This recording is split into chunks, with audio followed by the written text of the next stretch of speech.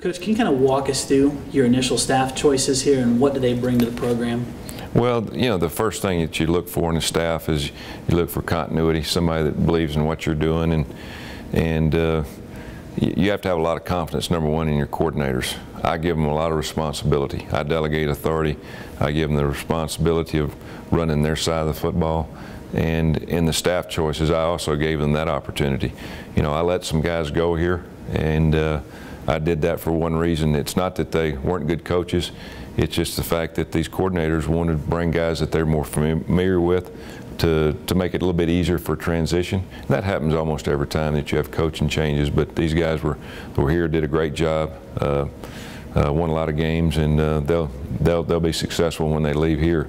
But Neil Brown, the offensive guys, he's a guy that I've watched coach, especially this past year. My son Tucker, 15 years old, he's a quarterback, and he wanted to go down and watch them practice and play games, and we hung around Neil and watched how he coached, and my son watched his fundamentals and techniques, and of course it all worked out where we needed to run this offense and wanted to run this offense, and there's not a perfect guy to do that. Neil's a guy that's been around it.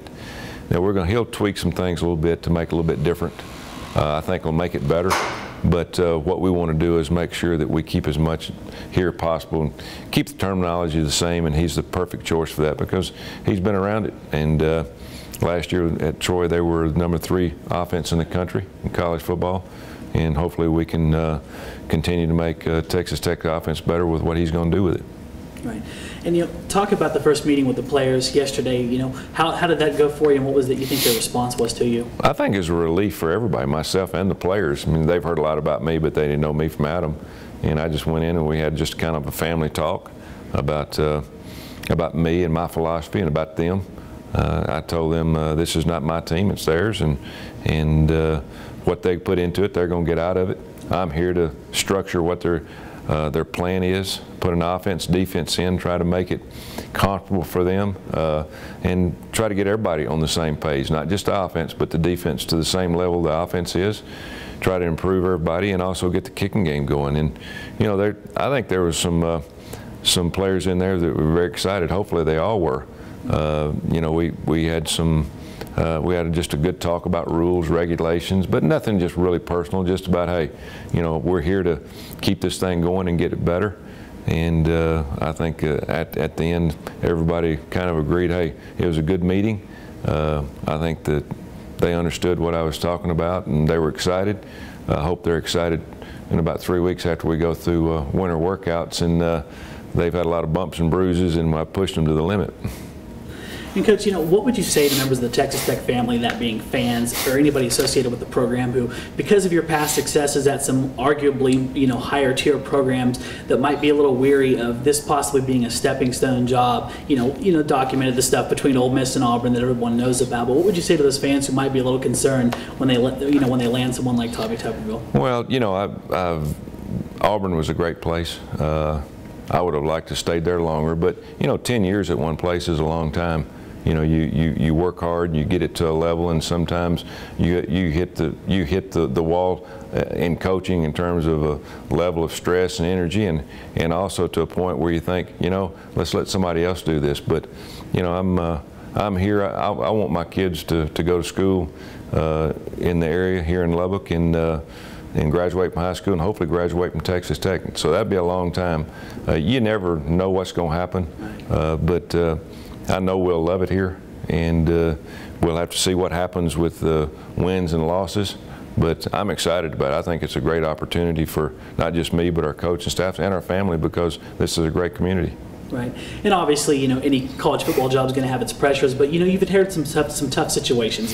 The sanctions at Ole Miss, and then Auburn is as high pressure of a job as anywhere else in the country. But does this one have a little bit of a different tone because of the circumstances that existed over the past week and how that went down? And how do you approach the situation to maybe calm some of the negativity that has existed out in the community? Well, the last 10 years have been very good years for Texas Tech football, and it's kind of jumped on the national scene consistently. And that's why I was intrigued with this job. I think just looking at it from the outside in, I'm one of those coaches that think, hey, I think I can make it better. But I can't make it better without the fans, without the people here in Lubbock, and without the alumni of Texas Tech. We've all got to do it together. I mean, you can't go out and say, well, let's watch, see what's going to happen. Everybody needs to get on board. You know, we're going to work as hard as we can. We're going to coach as hard as we can. We're going to recruit as hard as we can. But we need everybody in the stands. We need everybody to be positive.